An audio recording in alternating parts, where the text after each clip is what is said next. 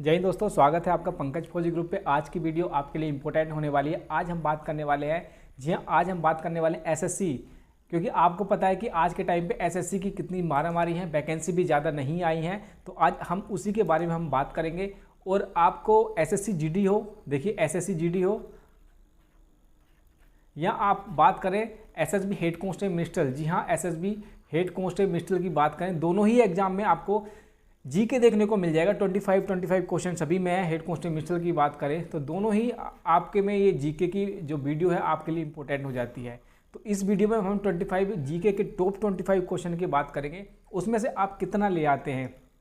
25 में से आप अगर 20 क्वेश्चन ले आते हैं तो आप मान लीजिए कि आपकी जो स्टडी है, आपकी जो तैयारी है वो ठीक ठाक चल रही है। लेकिन अगर आप 13 से 14 नंबर पर या 15 नंबर पर अटक जाते हैं तो आपको ज़रूरत है डेली क्लासेस लेने की और डेली प्रैक्टिस सेट करने की। जो मैं प्रैक्टिस सेट करा रहा हूँ उनको आप डेली जुड़िए, जिससे कि आपको अपने एनालाइज सोच सके कि यार हम कहाँ पर खड़े हैं। तो प्रैक्टिस सेट स्टार्ट करते हैं। मॉक टेस्ट जो है आज का वो स्टार्ट करते हैं। आपके लिए इंपॉर्टेंट होने वाला है और आप कितना कर पा रहे हैं वो भी आप हमें कमेंट्स करके ज़रूर बताएंगे, जिससे कि हमें पता चल जाए कि भाई आपके स्कोर कितने आ रहे हैं, आप कहाँ पर खड़े हैं, आपका क्या करना है, वो सब कुछ मैं आपको एक डिटेल से वीडियो बना दूंगा। तो आप अपना कमेंट्स करके ज़रूर जाइए कि आप कितना कर पा रहे हैं। तो चलिए बिना किसी देरी के वीडियो स्टार्ट करते हैं। पहला क्वेश्चन आपके सामने सारे के सारे बेस्ट क्वालिटी के क्वेश्चन मैं लेकर आया हूँ। चलते हैं पहले क्वेश्चन की तरफ। तो देखिए पहला क्वेश्चन है, हिमालय का दूसरा सबसे ऊँचा पर्वत शिखर कंचनजंगा भारत के किस राज्य में स्थित है। बहुत इंपॉर्टेंट क्वेश्चन है। पहला ही क्वेश्चन आपको बहुत इंपॉर्टेंट मिल गया है कि भारत का दूसरा सबसे ऊंचा पर्वत शिखर कंचनजंगा भारत के किस राज्य में स्थित है। ऑप्शन है असम, उत्तराखंड, सिक्किम या हिमाचल प्रदेश। ये चार ऑप्शन आपके सामने, इसमें से आपको बताना है कि आपका राइट आंसर क्या है। तो दोस्तों इसका जो राइट आंसर हो जाएगा सिक्किम। जी हाँ, सिक्किम इसका राइट आंसर हो जाएगा। शिखर कंचनजंगा भारत के जो है आपका सिक्किम में आपका स्थित मिल जाएगा ये। तो सिक्किम इसका राइट आंसर हो जाएगा। चलिए आगे बढ़ते हैं, क्वेश्चन नंबर 2 की तरफ चलते हैं। क्वेश्चन नंबर 2 क्या कहता है। क्वेश्चन नंबर 2 है, आठवीं पंचवर्षीय योजना की अवधि थी। जो 8वीं पंचवर्षीय योजना थी, 8th पंचवर्षीय योजना थी प्लानिंग कमीशन के हिसाब से, उसकी योजना अवधि क्या थी। योजना अवधि क्या थी आपको ये बताना है। आपके ऑप्शन है 1980 से 1985, 1982 से 1987, 1985 से 1990 और 1992 से 1997। ये चार ऑप्शन आपके सामने, आपको बताना है सही आंसर इसका क्या है। तो दोस्तों सही आंसर जो है, जो प्लानिंग कमीशन थी 8th प्लानिंग कमीशन 1992 से लेकर 1997 तक ये कमीशन रहा था। तो इसका जो ऑप्शन नंबर डी है ये आपका राइट हो जाता है। जी हाँ, ऑप्शन नंबर डी आपका राइट हो जाता है। तो आपका कमेंट्स करके जरूर जाइएगा दोस्तों कि आप कितना कर रहे हैं। और आप अपना दोस्तों में भी जो आपके ग्रुप हैं, जो आपके व्हाट्सएप ग्रुप या दूसरे किसी तरह के ग्रुप है, उसमें आप इसको शेयर कर दें कि जिससे कि और जो बच्चे हैं वो भी इसका फ़ायदा उठा सके। तो क्वेश्चन नंबर 3 है आपके सामने, नरसिम्हा रिपोर्ट का संबंध किसके पुनर्गठन से है। जी हाँ, नरसिम्हा जो रिपोर्ट थी उसका संबंध किससे है आपको बताना है। आयकर से, बैंकिंग संस्थान से, विक्रय कर से या बीमा उद्योग से। आपको सही जवाब देना है और आप इसमें से कितना सही कर पा रहे हैं वो भी हमें बता के जाएंगे। तो दोस्तों इसका जो राइट आंसर हो जाएगा option number B, Narasimha report जो थी। अब कभी भी ये क्वेश्चन आए, क्योंकि कई बार ये पूछा जा चुका है, तो बैंकिंग सिस्टम, जी हाँ, बैंकिंग सिस्टम से ये संबंधित थी। बैंकिंग सिस्टम से ये आपका संबंधित थी। तो आपको राइट आंसर क्या हो जाएगा, ऑप्शन नंबर बी आपका राइट आंसर हो जाएगा। आगे चलते हैं, क्वेश्चन नंबर 4 की तरफ देखते हैं। क्वेश्चन नंबर 4 क्या कहता है। क्वेश्चन नंबर 4 है, भारत में, क्वेश्चन नंबर 4 आ गया है, भारत में उदार औद्योगिक नीति किस वर्ष अपनाई गई। भारत में उदार औद्योगिक नीति किस वर्ष अपनाई गई ये आपको बताना है। इसका ऑप्शन है, ऑप्शन नंबर 1 है 1945, 1975, 1991 और 1980। ये चार ऑप्शन है, 1945, 1975, 1991 और 1980। 1980 ये आपके सामने चार ऑप्शन आपके सामने है। आपको बताना है कि इसका राइट आंसर क्या है। उदार औद्योगिक नीति, जिसमें कि छूट दी गई थी, कई तरह के जो रूल एंड रेगुलेशन थी उसमें भी थोड़ी सी ढिलाई दे दी गई थी, तो उसके बारे में आपको बताना है कि कब क्या था। तो इसका जो ऑप्शन नंबर सी है 1991, जी हाँ, बहुत बड़ा क्राइसिस आ गया था, उसी से रिलेटेड था ये कि बहुत ज़्यादा उदार नीति बनाई थी और बहुत ज़्यादा रूल और रेगुलेशन इस टाइम पे नहीं थे। तो आपका 1991 आपका राइट आंसर हो जाएगा। 1991 आपका राइट आंसर हो जाएगा, 1991। चलिए आगे देखते हैं।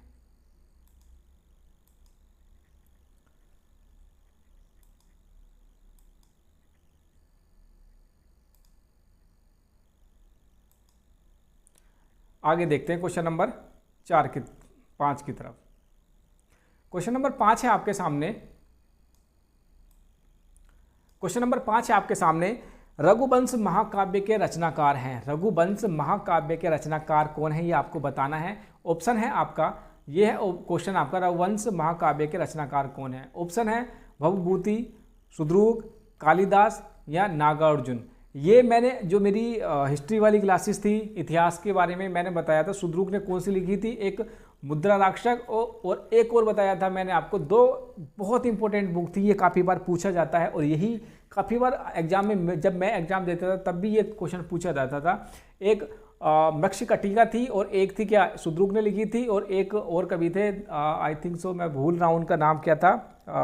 सुद्रुग थे और एक थे जिन्होंने लिखी थी मुद्रा राक्षस, और एक थे मक्षकटिका जिसने लिखी थी। वो आप मेरे कमेंट्स करके बताएंगे कि सुद्रुग ने कौन सी लिखी थी, मुद्रा राक्षस लिखी थी, और एक ने लिखी थी मक्षकटिका। ये 2 बुक थी, एक तो थी मुद्रा राक्षस और एक थी मक्षकटिका। तो ये 2 बुक थी, इसमें से बताना है आपको किस किसने लिखी थी। दोनों ही बुक का कमेंट्स बॉक्स में आप लिख के जाएंगे कि मक्षकटिका और मुद्रा राक्षस, ये आपने दोनों बुक किसने लिखी थी, ये आपको मुझे बता के जाएंगे। आगे चलते हैं। तो इसका जो राइट आंसर होगा क्वेश्चन नंबर 5 का, सी आपका राइट आंसर हो जाएगा। रघुवंश महाकाव्य के रचनाकार कौन थे, कालिदास। जी हाँ, कालिदास इसके महाकाव्य के रचनाकार थे, कालिदास। तो आपका राइट आंसर क्या हो जाएगा, कालिदास। चलिए आगे बढ़ते हैं क्वेश्चन नंबर 6 की तरफ। तो क्वेश्चन नंबर 6 आपके सामने है। क्वेश्चन नंबर 6 क्या कहता है कि मौलिक अधिकार, जी हाँ, मौलिक अधिकारों को लागू करने के लिए रिट जारी की जाती है। जो मौलिक अधिकार है हमारे पास, उनको रिट जारी करने की जाती है, किसके द्वारा, उसको बताना है कि किसके द्वारा मौलिक अधिकारों को लागू करने के लिए रिट जारी की जाती है। ऑप्शन है आपके पास, उच्चतम न्यायालय द्वारा, राष्ट्रपति द्वारा, संसद द्वारा, और आपका जो चौथा ऑप्शन है वो है ये सभी ऑप्शन है आपके पास। आपको इसका राइट आंसर देना है। तो देखिए, मौलिक अधिकार की जो रिट है वो कौन जारी करता है, वो उच्चतम न्यायालय। जी हाँ, उच्चतम न्यायालय आपका रिट जारी करता है। आपको पता होगा, तो ऑप्शन नंबर ए आपका सही हो जाएगा। दोस्तों देखिए, क्वेश्चन बहुत ही अच्छे बनाए हैं, मेरे हिसाब से तो बहुत अच्छे क्वेश्चन है, और आपको 25 में से कम आपको 17 से 18, जी हाँ 17 से 18 क्वेश्चन 100% आपको करके जाना चाहिए। लेकिन नहीं कर पा रहे हैं, इसका मतलब आप कहीं ना कहीं आपकी कमी चल रही है। आप लगातार मॉक टेस्ट लीजिए, जो मैं डेली आपको रात को 9 बजे आपको देता हूं, तो उसको आप ज़रूर अटेंड कीजिए, और चैनल को सब्सक्राइब कर लीजिएगा, पंकज फौजी स्टडी ग्रुप। आपको पता है, आप कंटिन्यू हमारे चैनल से जुड़े हुए हैं, पंकज फौजी स्टडी ग्रुप, इसको आप ज्वाइन कर लीजिएगा। यहाँ पे मैं आपको वैकेंसी और दूसरी तरह की जानकारी देता रहा हूँ। तो इसका ऑप्शन है उच्चतम न्यायालय द्वारा, आपका राइट आंसर हो जाएगा। चलिए क्वेश्चन नंबर 7 की तरफ बढ़ते हैं। प्राचीन काल के भारत में कौन से आक्रमणकारी भारत आकर बस गए। प्राचीन काल के भारत में कौन से आक्रमणकारी भारत आकर बस गए। भारत में आकर होगा, भारत में आकर बस गए। इसका आपको राइट आंसर देना है। पहला है आपका आर्य, यूनानी, हूण और उपरोक्त सभी। ये 4 ऑप्शन आपके सामने, इसका आपको राइट आंसर देना है। इसका क्या होगा, तो देखिए सभी, इन्होंने भी आक्रमण किया था, इन्होंने भी और हूण ने भी, और एक ही चारों आप कहाँ पर आकर बस गए, इंडिया में आके बस गए। तो इसका जो राइट ऑप्शन कौन सा हो जाएगा, ऑप्शन नंबर डी आपका राइट आंसर हो जाएगा। ऑप्शन नंबर डी आपका राइट आंसर हो जाएगा। उपरोक्त सभी प्राचीन काल में के भारत में सारे के सारे आक्रमणकारी भारत आकर बस गए थे। चलिए क्वेश्चन नंबर 8 की तरफ देखते हैं। 8 को क्या कहता है। क्वेश्चन नंबर 8 है, निम्नलिखित में कौन सी पुस्तक राष्ट्र प्रेम की बाइबल मानी जाती है। जो बाइबल एक ग्रंथ है, ईसाइयों का उससे रिलेटेड की कौन सी पुस्तक राष्ट्र प्रेम के लिए बाइबल मानी जाती है? आपके ऑप्शन है आनंद मठ, नील दर्पण, भारत दुर्दशा या कर्मभूमि। ये 4 ऑप्शन आपके सामने हैं, यहाँ से आपको राइट आंसर देना है। तो इसका जो राइट आंसर हो जाएगा आनंद मठ। जी हाँ, आनंद मठ आपका राइट आंसर हो जाएगा। ठीक है, आनंद मठ आपका राइट आंसर हो जाएगा। चलिए, ऑप्शन नंबर ए इसका राइट आंसर होगा। अपना पेन और अपनी कॉपी ले लीजिएगा, नोट कर लीजिएगा। बहुत अच्छे क्वेश्चन हैं, यकीन मानिए बहुत अच्छे क्वेश्चन लेकर आए हैं। ये बहुत अच्छे क्वेश्चन है, कहीं ना कहीं आपको देखने को ये मिल जाएंगे। अगला क्वेश्चन है 9th, 17वीं शताब्दी से पहले भारत में निम्न में से किसकी खेती नहीं होती थी? 17वीं शताब्दी से पहले भारत में निम्न में से किसकी खेती नहीं होती थी? आपको बताना है। ऑप्शन है कपास नील, आलू रेशम, तमाकू नील और आलू तमाकू। ये 4 ऑप्शन आपके सामने, इसका आपको राइट आंसर देना है। तो इसका जो राइट आंसर हो जाएगा ऑप्शन नंबर डी, आलू तमाकू इसका राइट आंसर हो जाएगा। जी हाँ, आलू और तमाकू की जो खेती थी वो नहीं की जाती थी 17वीं शताब्दी में। चलिए क्वेश्चन नंबर 10 की तरफ बढ़ते हैं बिना किसी देरी के। भारतीय प्रांतों में द्वैत शासन। जी हाँ, भारतीय, क्वेश्चन नंबर 10 आपके सामने है। क्वेश्चन नंबर 10 है, भारतीय प्रांतों में द्वैत शासन प्रणाली भारतीय प्रांतों में द्वैत शासन प्रणाली लागू की गई थी। कब की गई थी? आपको बताना है। 1909 के एक्ट द्वारा, 1935 के एक्ट द्वारा, 1919 एक्ट द्वारा और 1947 एक्ट द्वारा। ये आपके सामने 4 ऑप्शन है और इसका आई थिंक सो आपको पता होगा। देखिए 1919 का जो एक्ट था, 1919 के एक्ट के द्वारा आपको ये भारतीय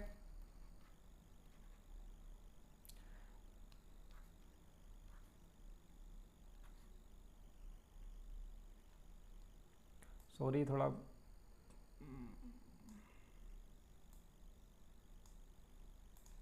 चलिए, तो इसका जो राइट आंसर हो जाएगा 1919 के एक्ट के द्वारा भारतीय प्रांतों में द्वैत शासन प्रणाली लागू की गई थी।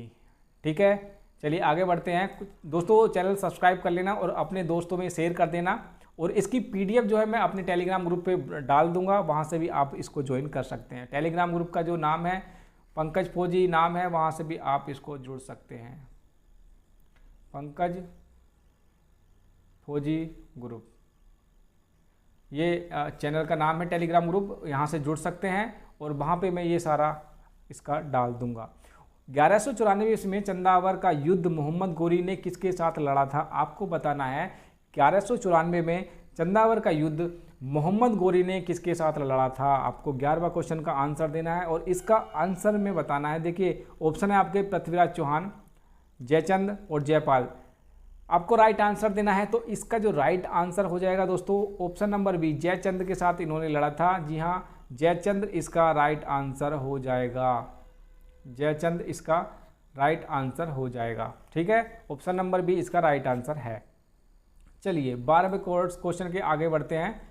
तो 12वां क्वेश्चन क्या कहता है? 12वां क्वेश्चन है हमारे सामने, किसके द्वारा, जी हाँ किसके द्वारा 1917 में मणिपुरी नृत्य को शांति निकेतन में प्रवेश दिलाने के बाद यह पूरे देश में लोकप्रिय हो गया? जी हाँ, 1917 में मणिपुरी नृत्य को शांति निकेतन में प्रवेश दिलाने के बाद यह पूरे देश में लोकप्रिय हो गया। आपको इसका आंसर देना है। आपके पास ऑप्शन है लाल बहादुर शास्त्री द्वारा, गलत, गुरु अमली सिंह द्वारा, रविंद्रनाथ टैगोर द्वारा और इनमें से कोई नहीं। ये 4 ऑप्शन आपके सामने, इसमें से आपको राइट आंसर देना है कि राइट आंसर कौन है, क्या है इसका राइट आंसर। तो देखिए इसका जो राइट आंसर है गुरु रविंद्रनाथ टैगोर। जी हाँ, रविंद्रनाथ टैगोर ही वो व्यक्ति थे जिसने मणिपुरी नृत्य को शांति निकेतन में प्रवेश दिलाने के बाद यह पूरे देश में प्रसिद्ध हो गया था। तो इसका जो राइट आंसर है रविंद्रनाथ टैगोर। जी हाँ, रविंद्रनाथ टैगोर इसका राइट आंसर हो जाता है।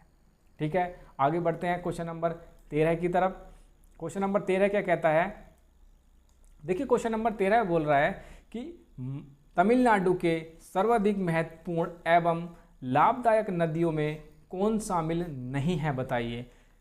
तमिलनाडु के सर्वाधिक महत्वपूर्ण एवं लाभदायक नदियों में कौन शामिल नहीं है, उसके बारे में आपको बताना है। ऑप्शन ए है पालेरू, पोनियर, पेनार और ताम्रपर्णी। ये आपके पास 4 ऑप्शन है, इसमें से आपको राइट आंसर देना है। ए ऑप्शन ठीक है, बी ठीक है, सी ठीक है या डी ठीक है, आपको इसमें से आपको राइट आंसर देना है। तो देखिए इसका जो राइट आंसर हो जाएगा option number C. Option number C, जी हाँ, ऑप्शन नंबर सी आपका ठीक हो जाएगा। पेनार आपका राइट आंसर हो जाएगा। ठीक है, कोई दिक्कत नहीं है। चलिए ज़बरदस्त तरीके से शेयर कर देंगे, लाइक कर देंगे चैनल को। और आप 25 में से कितने क्वेश्चन कर पा रहे हैं दोस्तों, ज़रूर लास्ट में बता के जाइएगा कि आपने कितने क्वेश्चन सही किए हैं। क्वेश्चन नंबर 14 आपके सामने आ गया है। जवाहर सागर, जी हाँ, जवाहर सागर बांध किस नदी पर स्थित है? जवाहर सागर बांध किस नदी पर स्थित है, आपको बताना है।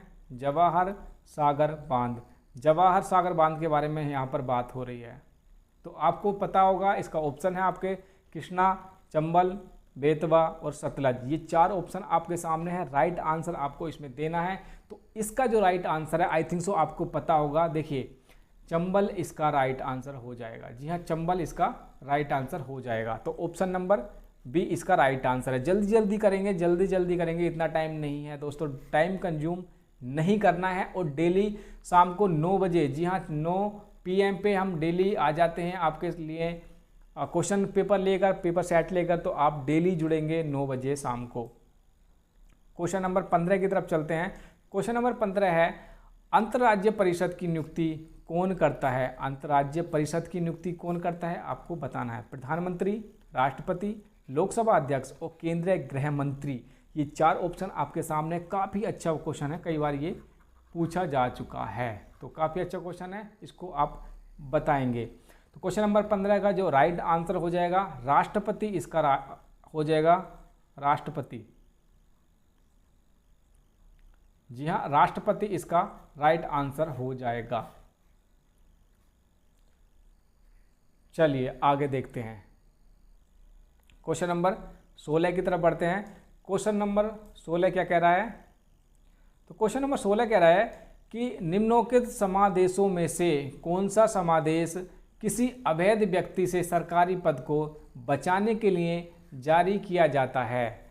निम्नोक्त समादेशों में से कौन सा समादेश किसी अवैध व्यक्ति से सरकारी पद को बचाने के लिए किया जाता है? इसका आपको राइट आंसर देगा। ऑप्शन है परमादेश, अधिकार पुच्छ और उत्प्रेक्षण, और भी एक नीचे चला गया क्या, निषेधाज्ञा। तो ये आपके पास 4 ऑप्शन है, इसमें से आपको राइट आंसर देना है। तो राइट आंसर क्या है आप बताएंगे इसका। क्वेश्चन नंबर 16 का राइट आंसर क्या है? तो दोस्तों इसका जो राइट आंसर होगा ये हो जाएगा आपका अधिकार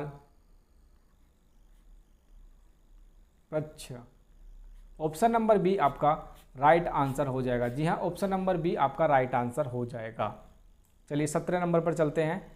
17 नंबर क्या कह रहा है कि भारत के संविधान में अंतर्राष्ट्रीय सुरक्षा को प्रोत्साहन देना सन्निहित है। भारत के संविधान में अंतर्राष्ट्रीय सुरक्षा को प्रोत्साहन देना सन्निहित है। क्या है इसका? मौलिक कर्तव्य में, राज्य के नीति निर्देशक तत्व में, नवन सूची में, या इनमें से कोई नहीं। आपको राइट आंसर देना है। तो इसका जो राइट आंसर हो जाएगा दोस्तों क्या होगा? देखिए, राज्य के नीति निर्देशक तत्वों में भारत के संविधान में अंतर्राष्ट्रीय सुरक्षा को प्रोत्साहन देना सन्निहित है। तो इसका राइट आंसर क्या हो जाएगा? राज्य के नीति निर्देशक तत्वों में। 18वें क्वेश्चन की तरफ चलते हैं।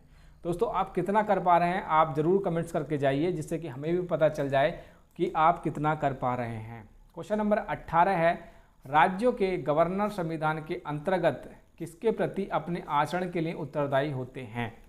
राज्यों के गवर्नर संविधान के अंतर्गत किसके प्रति अपने आचरण के लिए उत्तरदायी होते हैं? राज्य के मुख्यमंत्री के लिए, राष्ट्रपति के लिए, राज्य विधानसभा, संघ के प्रधानमंत्री। ये 4 ऑप्शन आपके सामने, इसमें से आपको राइट आंसर देना है। तो देखिए, जो राज्य के गवर्नर होते हैं, तो इसमें ऑप्शन नंबर 1 है राज्य के मुख्यमंत्री। तो मुख्यमंत्री तो खुद किसके लिए उत्तरदायी होता है? राज्य के, जी हाँ, राज्य के किसके? गवर्नर के। और ये जो होता है मुख्यमंत्री, ये बीच की कड़ी होता है किसी भी मंत्रिपरिषद के, क्योंकि मंत्रिपरिषद का मुखिया ये होता है। और कोई भी काम होगा राज्य में तो ये उसको अनुमोदन हेतु किसके पास लेके जाएगा? ये जो बीच की कड़ी होती है वो मुख्यमंत्री होता है, मंत्रिपरिषद और गवर्नर की। और गवर्नर जो होता है किसके प्रति होता है, राष्ट्रपति के। जी हाँ, राष्ट्रपति के लिए उत्तरदायी होता है। तो इसका जो राइट आंसर हो जाएगा राष्ट्रपति हो जाएगा। विधान से राइट आंसर हो जाएगा राष्ट्रपति। जी हाँ, राष्ट्रपति इसका राइट आंसर हो जाएगा, प्रेसिडेंट ऑफ इंडिया। ठीक है, बढ़े आगे, चलिए आगे चलते हैं। क्वेश्चन नंबर 19 की तरफ बढ़ते हैं। भारत की लवण नदी के नाम से जानी जाती है। कौन सी नदी ऐसी है जो भारत की लवण नदी के नाम से जानी जाती है? ऑप्शन है माही, लूनी, बनास या साबरमती। ये 4 ऑप्शन आपके सामने हैं, आपको इसमें से आपको राइट आंसर देना है। तो जी हाँ, जल्दी इसका राइट आंसर देंगे। तो देखिए, लूनी नदी को हम क्या कहते हैं? लूनी नदी। जी हाँ, लूनी नदी ही एक वो नदी है जिसको भारत की लवण नदी भी कहा जाता है। तो लूनी नदी को क्या कहा जाता है? भारत की लवण नदी कहा जाता है। तो ऑप्शन नंबर सी आपका सही हो जाता है। ऑप्शन नंबर सी आपका सही हो जाता है। क्वेश्चन नंबर 20 की तरफ बढ़ेंगे। क्वेश्चन नंबर 20 क्या कहता है कि निम्नलिखित में से किस राज्य से होकर कर्क रेखा गुजरती है? जी हाँ, निम्नलिखित में से किस राज्य से होकर कर्क रेखा गुजरती है? ये आपको राइट आंसर देना है। ऑप्शन बिहार, उड़ीसा, उत्तर प्रदेश और गुजरात से बताएंगे कि इसका राइट आंसर क्या होगा। 4 ऑप्शन है क्वेश्चन नंबर 20 का, आपको राइट आंसर देना है। तो जी हाँ, इसका जो राइट आंसर हो जाएगा गुजरात। जी हाँ, गुजरात इसका राइट आंसर हो जाएगा। जो राज्य है जहाँ से कर्क रेखा गुजरती है वो कहाँ से गुजरती है? गुजरात से जाके गुजरती है। तो इसका राइट आंसर क्या हो जाएगा? गुजरात इसका राइट आंसर हो जाएगा। चलिए क्वेश्चन नंबर 21 की तरफ बढ़ते हैं। 21वां क्या है? पूर्वी घाट पर्वत श्रेणी का सर्वोच्च शिखर है। पूर्वी घाट पर्वत श्रेणी का सर्वोच्च शिखर कौन सा है, ये आपको बताना है। तो आपके पास ऑप्शन है पंचमढ़ी, महेंद्रगिरी और दोदा बेटा। ये 3 आपके पास ऑप्शन हैं, इसमें से आपको राइट आंसर देना होगा। इन 3 में से ही राइट आंसर है, तो इसमें से आपको राइट आंसर देना होगा। तो इसका जो राइट आंसर हो जाएगा क्या होगा दोस्तों? जल्दी कमेंट्स करेंगे। महेंद्रगिरी। जी हाँ, महेंद्र बाहुबली, महेंद्रगिरी इसका राइट आंसर हो जाएगा। ऑप्शन नंबर बी इसका राइट आंसर हो जाएगा। चलिए क्वेश्चन नंबर 22 की तरफ बढ़ते हैं। क्वेश्चन नंबर 22 क्या है? खेवर दर्रा स्थित है। खेवर दर्रा कहाँ पर है आपको बताना है। खेवर दर्रा कहाँ पर है ये आपको बताना है। ऑप्शन क्या है? ऑप्शन है आपके पास, ऑप्शन नंबर ए है तिब्बत और सिक्किम के बीच, पाकिस्तान और अफगानिस्तान के बीच, चीन और अरुणाचल प्रदेश के बीच, ये आपके पास, या हिमाचल प्रदेश और उत्तराखंड के बीच। ये 4 ऑप्शन आपके सामने आ गए हैं दोस्तों। इनमें से आपको जल्दी से बताना है कि इसका राइट आंसर क्या होगा। देर नहीं करनी है, जल्दी बताएंगे। तो दोस्तों इसका जो राइट आंसर है ऑप्शन नंबर बी। जी हाँ, ऑप्शन नंबर बी इसका राइट हो जाएगा। पाकिस्तान और अफगानिस्तान के बीच खेवर दर्रा स्थित है। कोई डाउट नहीं होगा, अच्छे से आप आंसर दे रहे हैं, कोई दिक्कत वाली बात नहीं है। आप 25 में से कितने क्वेश्चन कर पा रहे हैं दोस्तों, ज़रूर बता के जाना, जिससे कि हमें भी पता चले कि आपका क्या लेवल चल रहा है। और आपको पंकज फौजी स्टडी ग्रुप को भी ज्वाइन करना है, फॉलो करना है। टेलीग्राम ग्रुप पे जाइए, वहाँ पे पंकज फौजी ग्रुप मिल जाएगा और आपको पंकज फौजी स्टडी ग्रुप भी आपको ज्वाइन करना है। ठीक है, बार बार कहना ना पड़े। चलिए इस क्वेश्चन को देख लेते हैं। भारत के पूर्वी तट में सर्वश्रेष्ठ प्राकृतिक बंदरगाह है। भारत में पूर्वी तट में सर्वश्रेष्ठ प्राकृतिक बंदरगाह कौन सा है? कोलकाता, चेन्नई, तूतीकोरिन और विशाखापट्टनम। ये 4 ऑप्शन आपके सामने हैं। भारत के पूर्वी तट में सर्वश्रेष्ठ प्राकृतिक बंदरगाह है। तो इसका जो राइट आंसर हो जाएगा ऑप्शन नंबर डी, विशाखापट्टनम। जी हाँ, इसका जो राइट आंसर हो जाएगा विशाखापट्टनम। ये आपका राइट आंसर हो जाएगा। ठीक है, चलिए आगे चलते हैं। 24वें क्वेश्चन की तरफ चलते हैं। 24वां क्वेश्चन है भारतीय क्षेत्र में स्थित 2 ज्वालामुखी द्वीप हैं। 24वां क्वेश्चन काफ़ी इंपॉर्टेंट हो जाता है दोस्तों। इंपॉर्टेंट क्वेश्चन है कि भारतीय क्षेत्र में स्थित 2 ज्वालामुखी द्वीप हैं। पहला है आपका करावती एवं न्यूमूर पंबन एवं बैरन, बैरन एवं नारकोडम और ग्रेट अंडमान व लिटिल निकोबार। ये 4 ऑप्शन आपके सामने, इसमें से आपको राइट आंसर देना है कि आपका क्या होगा। तो इसका क्या राइट आंसर हो जाएगा, बैरन एवं नारकोडम, ये आपका राइट आंसर हो जाएगा। ऑप्शन नंबर सी आपका राइट आंसर हो जाएगा। चलिए इस सेशन का, इस क्लास का आपका लास्ट क्वेश्चन आपके सामने है। तिब्बत में, जी हाँ, तिब्बत में बहने वाली नदी सांगपो निम्नलिखित में से किसके होकर भारत में प्रवेश करती है। निम्नलिखित में से तिब्बत में बहने वाली नदी सांगपो, तिब्बत में बहने वाली नदी सांगपो निम्नलिखित में से किससे होकर भारत में प्रवेश करती है, कहाँ से आती है भारत में ये। तो आपके सामने ऑप्शन है असम, सिक्किम, अरुणाचल प्रदेश और मणिपुर। मैंने अपनी पिछली क्लास में ये बोला था कि नॉर्थ ईस्ट से आप ज़रूर क्वेश्चन देख के जाना कि सीमा किससे कहाँ लगती है, और भी बहुत सारे क्वेश्चन वहाँ पे बनते हैं, तो वो क्वेश्चन ज़रूर देख के जाना कि जिससे कि आपको कोई भी दिक्कत ना हो। वहाँ से एक क्वेश्चन आपको 100% देखने को मिलेगा।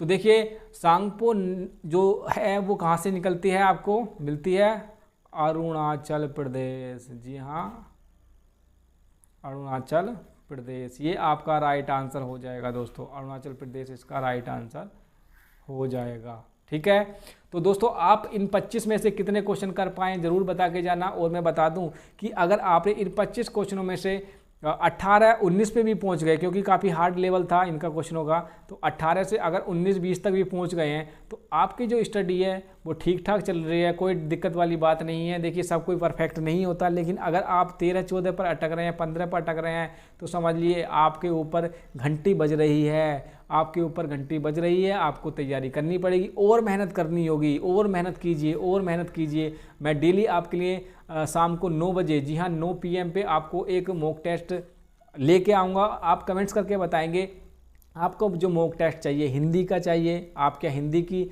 मॉक टेस्ट चाहते हैं, आप क्या मैथ का मॉक टेस्ट चाहते हैं, या आप जीके का मॉक टेस्ट चाहते हैं। रीजनिंग तो आप कर ही लेंगे, कोई दिक्कत नहीं होगी। तो ये क्या आप चाहते हैं आप मुझे कमेंट्स करके बताएंगे। तो आज की वीडियो में इतना ही। चैनल दोस्तों सब्सक्राइब कर लेना और अपने दोस्तों में ये वीडियो शेयर कर देना। मिलते हैं अगले किसी नई वीडियो में नई टॉपिक के साथ, तब तक के लिए टाटा।